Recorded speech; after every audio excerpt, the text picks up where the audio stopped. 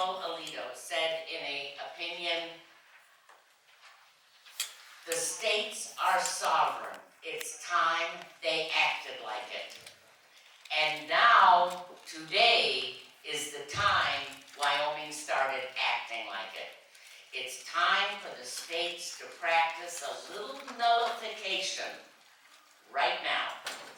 Opponents of nullification cite numerous court opinions, and make no mistake, they are only opinions that seem to shoot down nullification as a tool the states can use as we cling to some modicum of sovereignty.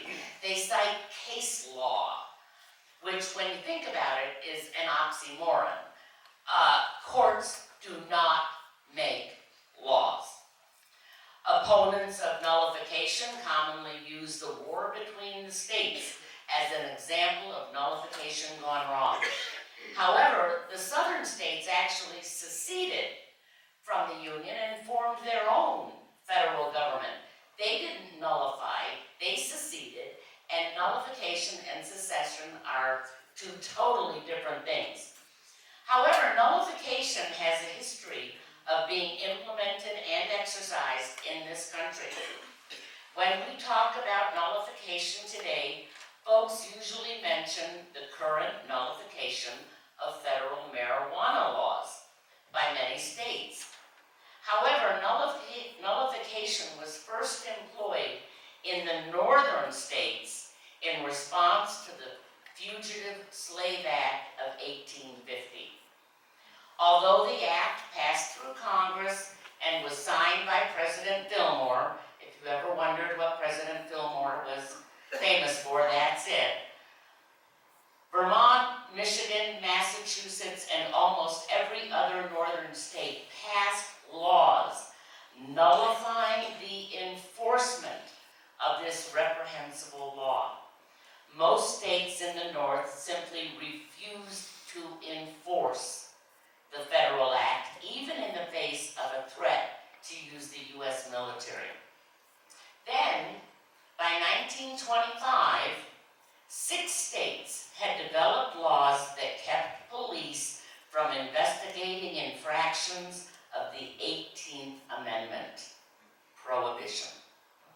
And within 3 years, 28 states had terminated funding for prohibition enforcement. Nullification.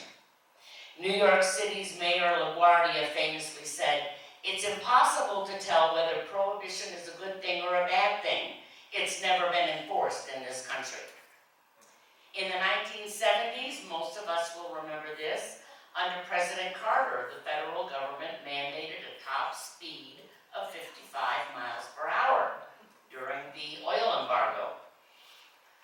The refusal of the states to actually enforce the 55-mile-an-hour mandate caused it to fade away under pressure from the people and the state legislatures. Even under the threat of withholding federal highway funds, states gradually ceased to enforce it. Now, states have control over their own departments of transportation, and we are setting speed limits within our states. When enough people say no to the federal government and enough states pass laws or elect governors backing those people up, there's not much the feds can do to force their unconstitutional laws, rules, regulations, or mandates down our throats. Washington, D.C. relies on support and cooperation from the states for almost everything. The National Governors Association says the states are partners with the federal government on most federal programs.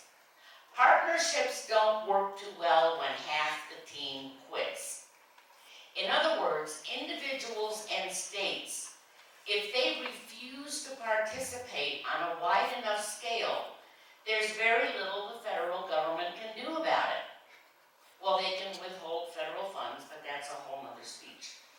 The most practical application of nullification is for states to simply refuse to enforce.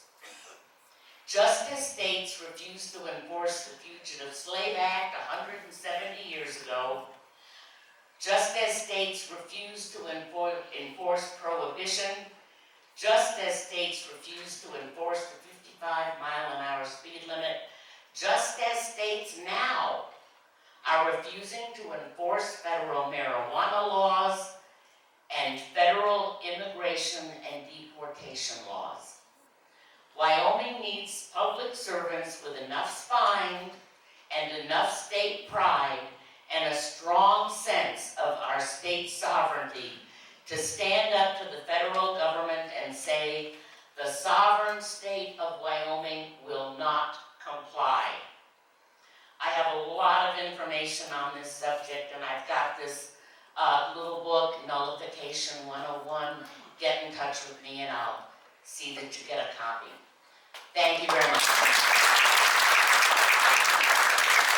Thank you, Marty. And while you're around and give anyone more information after the show here, I'm getting hot. Let me take this thing off.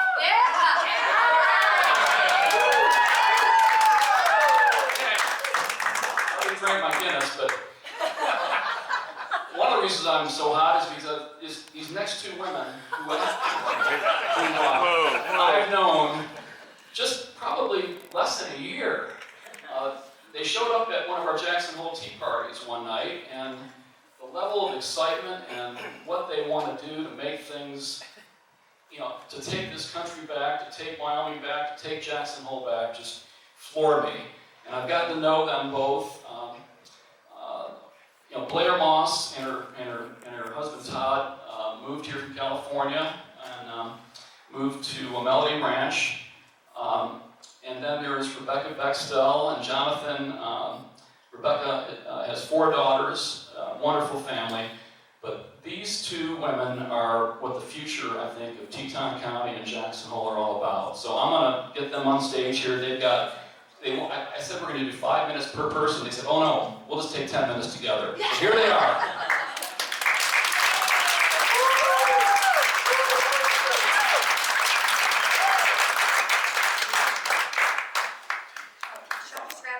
There's this mic just down by those hats there. There it is. Bye-bye. Can we get the Jackson 5 up here? Tell us about the Jackson 5. Yes. Well, we just want to take a quick second to thank John Fox for all that he has done for us. John, stand up. Hold on for a second. John, come up here. We just want to say it all started on Amelia Island, the 5 of us. At the Freedom Awards conference. We got trained up, and we just want to thank John. Here's a picture of us for you to have, and we just want to say thank you. John This will be worth something one day when they become politicians. Yes, and we also have a bottle of tequila. Right. We can start drinking that immediately if we need to. Thank you. You're a wonderful person, John. We can't thank you enough. You're the reason that a lot of us got together, honestly, and Bob and Jimmy, and you have done so much for this county, this state. We can't thank you enough.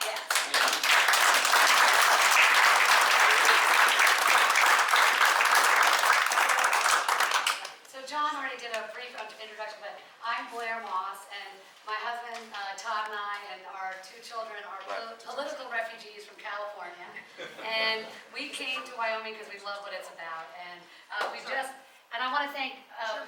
Closer up. Press the button on that, and then just press and hold. Mute button. And that's much louder. Okay. And I first want to thank Bob and Kathy Culver because Todd and I, having gone to the Tea Party meetings, have just met the most wonderful people here in Jackson and Teton County who have become our closest friends, including Bob and Kathy. So I'm really grateful to the 2 of you. And and just a perfect example of us coming not to change Wyoming, but my husband went to go get to the DMV. He was so happy to get rid of his California driver's license and go to Wyoming. So he goes into the DMV, hands in his driver's license. The woman looks at the California driver's license, looks at him, looks at the license again, looks at him, and she goes, "You're not bringing your problems here with you, are you?" And I was like, "Promise, I'm leaving them in California." So Todd and I, with a group of other people, have started a grassroots movement where we're trying to, make Jackson Hole, Wyoming again, and keep Wyoming, Wyoming. And we've got a great group of people doing this with us, and one of them is Rebecca. Rebecca, why don't you introduce yourself? Okay, with the mic, okay. I'll use the good mic. My name is Rebecca, and I've lived here for 15 years. I'm married to Jonathan over there. We have 4 daughters, ages 2 to 10 years old, that we're raising here.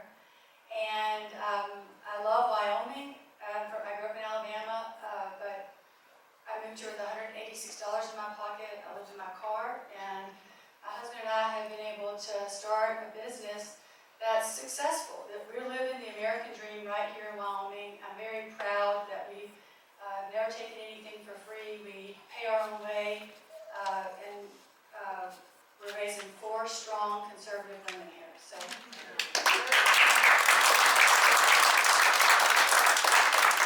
So we have a group of us here who are working, just doing what Nigel says. We're organizing, we're activating, we're motivated to do local grassroots and make Jackson Hole, Wyoming again, and keep Wyoming great. And one of the ways we started this is that we realized, especially after Biden was elected and the January 6th events, that a lot of people who love freedom and liberty and are proud of our heritage in America in Teton County don't know each other. And so what we started doing, and I don't know if Jimmy Anderson is still here. Jimmy, are you?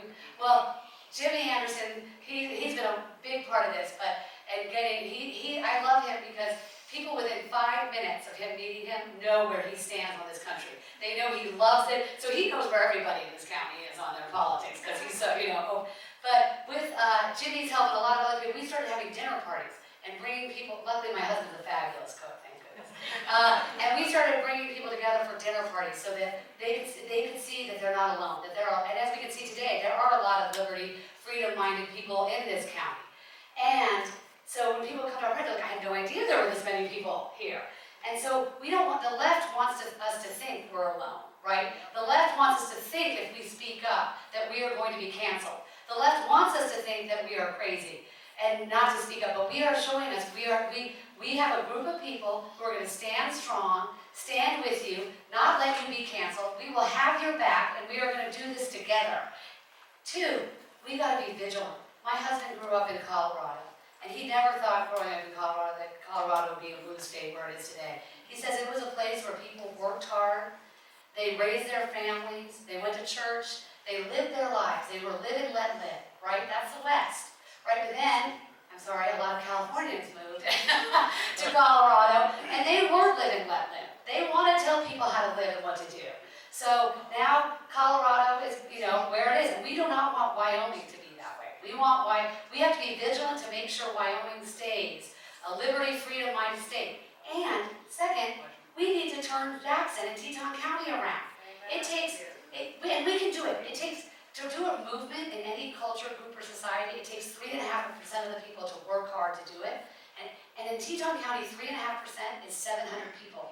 In Jackson, that's 350 people in the town. That is so doable. We can make Jackson Hole, Wyoming again. It is so possible. We want you to join us. Number 3, okay, I put my hat on now. Number 3, we're not going to fight the way the left fights. Yes, and everybody's got to get these hats, because they do. Make Jackson Hole, Wyoming again. Yes, so you got to get these hats. Steve Bob and Kathy afterwards. But we're not going to fight the way the left fights. The left fights with rage. They fight with lies. They fight by saying other people are evil who don't agree with them. They fight with intimidation.